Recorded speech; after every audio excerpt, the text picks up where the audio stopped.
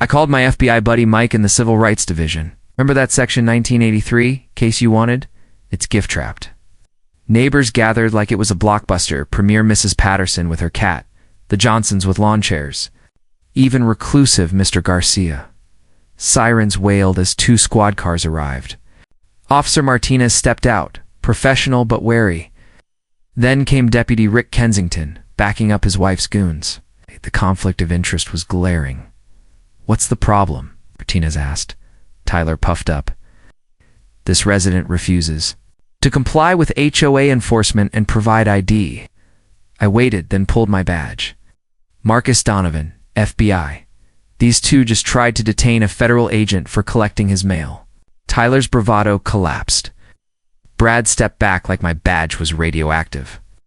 Rick went pale, realizing his wife's scheme had just poked the federal bear. Game over, Brenda. Real law enforcement had arrived, but Brenda wasn't done. 3 days later, real cops showed up, claiming I'd threatened her during the mailbox incident. Total lie. Rick, hands trembling, read the accusation, with Martinez's backup, clearly uncomfortable. "Mrs. Kensington alleges threatening gestures and language," Rick said, like he was reciting his own obituary. "Martinez," I said, "you're noting this conflict of interest, right?" He nodded, smelling the lawsuit brewing. "Deputy Kensington," I continued, pulling my phone, "did your wife mention I recorded everything?" I played the audio, Tyler's voice boasting full legal authority. Rick's face cycled through panic's color spectrum. The recording was gold evidence of impersonation, false detention, and civil rights violations. Martinez ended the interview fast, recommending no charges. As Rick slunk away, I called Mike. This just became a federal case. Section 1983, possible RICO, document it all. The FBI's gears started turning, ready to crush Brenda's empire 20-4 hours later. Mike arrived with a forensic accountant, and we spent 6 hours building a case that would make prosecutors drool.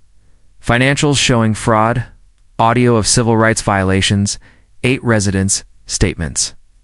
Check, check. But Brenda's next move was her dumbest yet. At 6:47 a.m., I'm loading my truck when 2 new guys in tactical gear, hired security guards dressed like SWAT, march up with zip ties. "You're under HOA arrest for vehicle modifications," the leader barked. The morning dew sparkled on their gear as I pulled my badge. "Special Agent Marcus Donovan, FBI. You just tried to detain a federal officer." Their faces drained, faster than a sink. The lead guard dropped his zip ties, stammering. "Mrs. Kensington said we had authority." Perfect. Brenda had just handed me a federal indictment. As neighbors watched Mrs. Patterson's cat, the Johnsons' coffee, Mr. Garcia's rare appearance, I called Mike. "Send the team." Attempted unlawful detention, impersonation, conspiracy. Ow. Brenda's done. Sirens wailed as federal agents prepared to dismantle her suburban tyranny. My attorney called with a bombshell. In her office, the scent of coffee and justice filled the air as she slid over the HOA contract, obtained via public records. Page 47 revealed the scam. Brenda's company got 15% of all fines, plus $2,400 monthly. Rick's security consulting added $800, plus hourly fees for special enforcement. No competitive bidding, no board approval, just Brenda paying herself. My accountant's calculator nearly melted. The old company collected $3,000 in fines yearly. Brenda raked in $47,000 in 8 months, 1,500% spike. Every fine funneled $7.50 to her, plus Rick's cut. The HOA's reserves plummeted from $89,000 to $31,000, with $12,000 in emergency repairs lacking receipts or proof. The kicker? Brenda's business license expired 14 months ago. She was operating illegally, collecting money under false pretenses. Tax records showed unreported income that would thrill the IRS. This wasn't just HOA abuse. It was mail fraud, wire fraud, tax evasion, and potential RICO violations. I called Mike. Escalate this. We've got organized fraud with federal implications. Oh. The FBI's machinery roared to life. This was no longer about my truck hit. It was about every resident Brenda had extorted. We hired the state's best HOA litigation firm, who took the case pro bono, grinning like it was their Super Bowl. The Attorney General's office jumped in, eager for a high-profile HOA abuse case. Mike advised on federal statutes while staying officially hands-off. Our group swelled to 31 families, scanning violation notices and sharing stories at community center meetings, the air thick with highlighter fumes and copier hums. Dave mapped enforcement actions revealing targeting of political signs and working-class vehicles.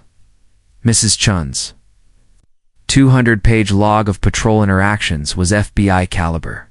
My financial forensics tied resident complaints to retaliation fines. Brenda fought back dirty. She hired a pie to dig up dirt on me, but he balked when he found my FBI record. She shredded documents for 3 days, the grinder's whine echoing. From her home office, anonymous flyers warned of federal surveillance, claiming I was under investigation. Rick called his $800 fees volunteer work as feds closed in. Our war room hummed with coffee and defiance. Sarah prepped evidence packets. Dave built visual aids, and Mrs. Chen's notes became our Bible. Jennifer Walsh, our reporter ally, verified our evidence, stunned by the blatant corruption. Social media exploded, hashtag fake HOA police trended, ring footage went viral. We secured the high school auditorium for overflow, arranged live streams, and coordinated with police to prevent chaos. The Attorney General sent a rep, and 3 TV stations covered it live. We mailed CC and desist letters to Tyler and Brad. Citing federal statutes for impersonation, Brenda tried canceling our meeting, claiming militant resident threats. When that failed, she flooded the neighborhood with flyers, accusing me of rogue federal tactics, warning them to avoid the dangerous meeting. My mailbox was vandalized, crowbar marks, letters scattered. Sarah, Dave, and Mrs. Chen got threats about kids, jobs, even immigration status. Police Chief Rodriguez, reviewing our evidence, assigned patrols to protect us. The FBI opened a civil rights investigation, and the Attorney General prepped subpoenas. Brenda's final blunder came in the grocery store parking lot, her perfume choking the air. "Marcus, we can settle this quietly," she whispered. "I'll waive your fines. Rick can make problems disappear tickets, permits." I hit record. "What about other residents?" I asked. "We take care of people who take care of us," she said, winking.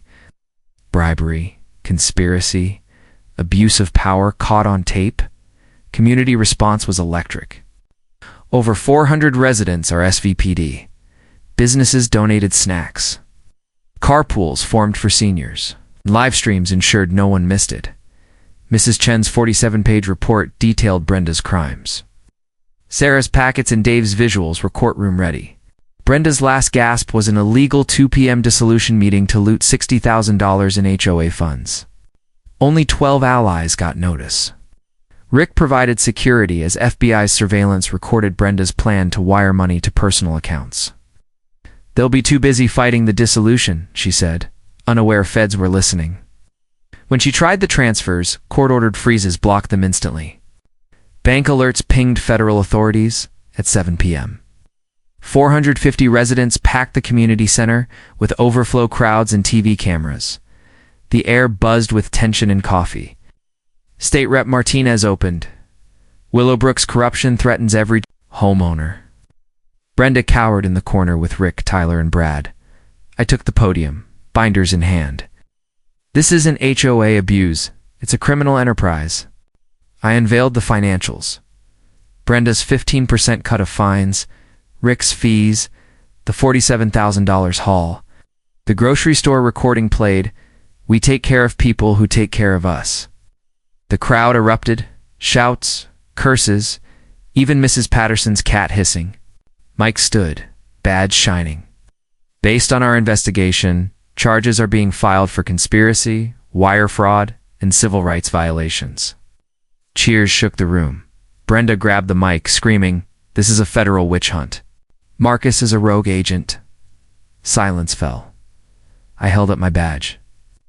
"Brenda, I'm not rogue. I'm just really good at my job." You got caught by someone who destroys people like you. The standing ovation rattled the walls. Votes to remove Brenda passed 447-3. Lawsuit motions were unanimous. Feds cuffed Brenda, Rick, Tyler, and Brad on stage, cameras capturing every click. Residents lined up to thank me, Mrs. Chen crying, Mr. Garcia shaking my hand. Justice echoed through Willowbrook.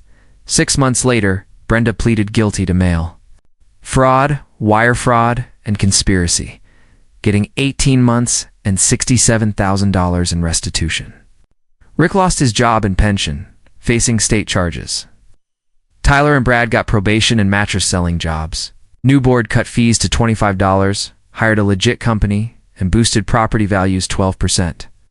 We launched the Willowbrook Transparency Foundation, aiding 23 neighborhoods. Our case sparked laws in 5 states banning percentage-based fines. I joined the board, my FBI skills now catching budget errors. Our Justice Day draws thousands, with burgers and shredded violation notices. Sarah said. 3 more subdivisions need the Willowbrook FBI guy. Our story's a template for fighting HOA corruption nationwide. Drop your HOA horror stories below. Let's build a database to stop tyrants before they escalate. Subscribe for more justice. Knowledge is power, documentation wins, and organized.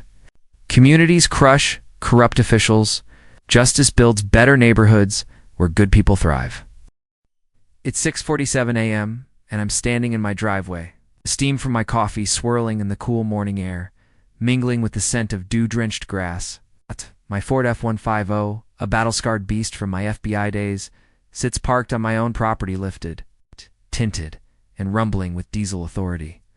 Suddenly, 2 clowns in knockoff police uniforms march toward me, their cheap polyester gleaming under the dawn light, plastic zip ties dangling from their utility belts like toys from a dollar store. The acrid tang of their budget cologne cuts through the morning calm as they declare I'm under HOA arrest for an unauthorized vehicle. All these jokers have no idea I've spent 15 years dismantling drug cartels, tracking money launderers, and exposing white-collar fraudsters. Now, 2 wannabe cops think they can cuff me in my own driveway with hardware store restraints. They're walking into a storm they can't comprehend. My fingers graze my federal badge as I reach for my wallet, watching them fumble their zip. Ties like kids playing dress-up. What would you do if fake cops tried to arrest you on your own property? Drop a comment. Where are you reading this from? Bet your HOA has some wild tales too. Let me rewind and explain how I ended up with these. Imposters in my face. I'm Marcus Donovan, a 15-year veteran of the FBI's Financial Crimes Division. After years of chasing criminals through backwoods meth labs and corporate boardrooms, I thought I'd found peace in Willowbrook Estates, a suburban haven of 847 homes, where sprinklers hiss at dawn. Lawns smell of fresh-cut grass, and neighbors wave like they mean it. The HOA used to charge a modest $45 a month for basic upkeep, keyword, used to. My truck, a modified Ford F-150, is built for function, not flash, lifted for clearance, reinforced for durability, with tinted windows to keep prying eyes out. When you're tailing money launderers through rural ditches, you need a rig that doesn't quit. Its diesel growl is a low, contented purr, a far cry from the generic sedans that screamed fed during my undercover days. For 3 months, Willowbrook was paradise kids playing in driveways.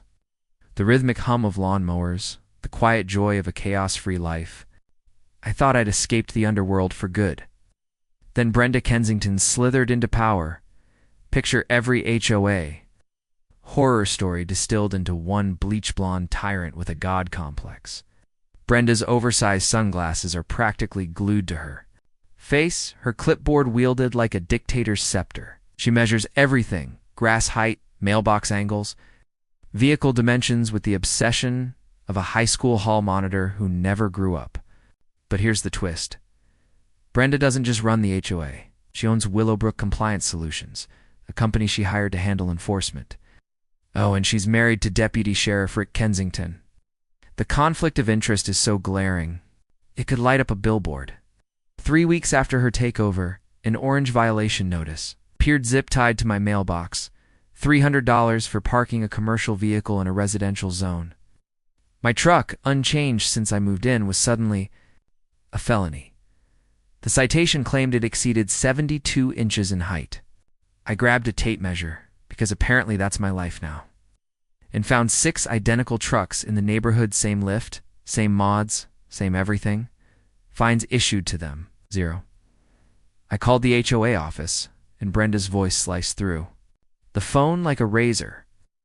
"Those residents comply in other areas," she said, her tone dripping with superiority. "What areas?" I pressed. "Board discretion supersedes written rules," she snapped. "I've interrogated cartel bosses with more coherent excuses. I demanded written clarification of these mysterious standards." Her response arrived via certified mail. Single line that reeked of arrogance. "The board reserves the right to enforce community standards based on resident cooperation." Translation: kiss Brenda's ring or pay the price. Her measuring tape's metallic snap became my daily alarm as she patrolled at dawn, clipboard clutched like a shield. Her perfume's chemical burn mingling with my truck's exhaust whenever she cornered me for compliance talks. But the real red flag was the pattern. Find houses all had something in common. Political yard signs Brenda disliked. Working-class vehicles, or owners who dared question her authority. The rustle of her polyester power suit became the soundtrack of selective enforcement. The 14-day appeal window was a sham, meetings held at 2 p.m. on Wednesdays. Because apparently everyone's unemployed or has a flexible schedule. Miss it. Pay up. That's when I realized this wasn't about rules or community standards. It was about power and profit. Brenda had turned the HOA into her personal ATM. She didn't know she'd just picked a fight with someone who'd spent a career toppling untouchables. 2 weeks later, another orange notice, $500 for intimidating conduct toward HOA officials. My crime? Asking for documentation at a public meeting? In Brenda's world, requesting receipts is domestic terrorism. Then she rolled out the Willowbrook Safety Patrol neighbors in neon yellow vests, wielding clipboards like they were running a police state. The vinyl stench of their cheap gear mixed with my morning coffee as they began safety rounds, snapping photos of my every move. Walk to my mailbox? Janet from 3 houses down documents it like I'm smuggling contraband? Back out of my driveway? Bob's there with his iPhone, capturing my erratic driving. I've been trained in counter-surveillance by the best. These amateurs had the subtlety of a marching band. While they played spy, I did what FBI agents do best, followed the money. Public records were a treasure trove.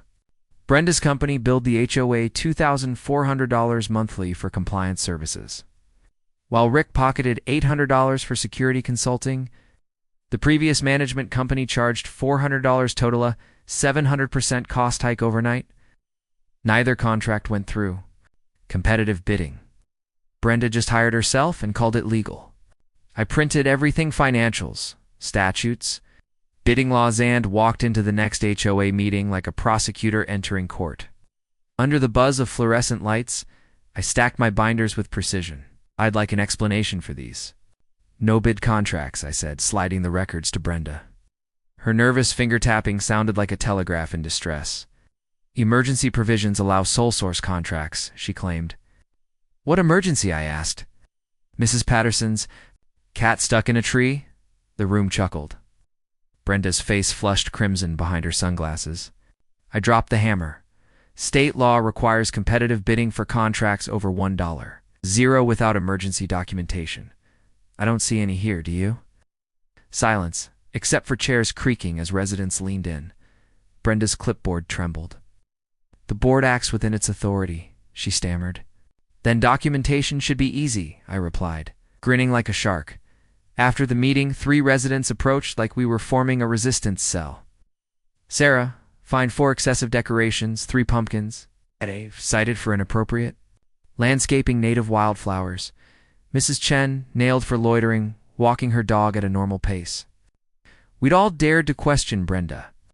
3 days later, she filed a preliminary lien against my house, not for the truck, but for the unappealable intimidation charge. This wasn't petty revenge. It was a shakedown dressed as community governance. We started meeting weekly, the scent of Sarah's cookies fueling our defiance. Dave uncovered Brenda's past in Arizona HOA. Job that ended in a lawsuit she dodged by fleeing. Mrs. Chun's meticulous notes documented every patrol interaction. A pattern of targeting based on politics and defiance, not rules. In my kitchen, coffee in hand, evidence piling up. I felt that old FBI thrill as the case clicked together. Brenda thought she was outsmarting a suburban nobody. She was about to learn she'd challenged someone who dismantled cartels for a living. Her first mistake was thinking I'd cave. Her second was about to cost her everything. Brenda escalated, unveiling the Willowbrook Enforcement Division not just patrols, but her nephews Tyler and Brad in faux cop uniforms, complete with badges and handcuffs. The stench of fresh polyester and misplaced authority followed them as they patrolled in a white Ford Explorer with HOA enforcement decals screaming from the sides. Their boots crunched gravel like they owned the place. Meanwhile, I dug. Deeper FBI databases revealed Brenda's history. An Arizona HOA lawsuit for mismanagement. A twice-suspended real estate license for fraud, and Rick's 3 internal affairs complaints for abusing his badge. These weren't amateurs. They were serial grifters who'd found a new playground. I hired the state's top HOA attorney and started building a case like I was targeting a syndicate. My surveillance gear recorded every encounter. My spreadsheets traced every dollar. And our group grew to 8 residents sharing horror stories. Sarah's cookies fueled our meetings. Dave's research uncovered more dirt, and Mrs. Chen's notes were FBI-worthy. Then Tyler and Brad overplayed their hand. I'm grabbing my mail when Tyler swaggers up, citing me for jaywalking in subdivision. Boundaries. Jaywalking. In a neighborhood with no sidewalks. Show me the crosswalk, I said, curious how far they'd stretch this nonsense. HOA rules override municipal law, Brad recited from a laminated card. I needed to see ID. Tyler demanded, hand on his fake belt. You're private citizens, I replied. I don't owe you anything. We're certified HOA enforcement officers, Brad insisted. Then Tyler called 911, claiming a non-compliant resident refused lawful orders. I smiled. They'd just called real cops on an FBI agent for getting his mail.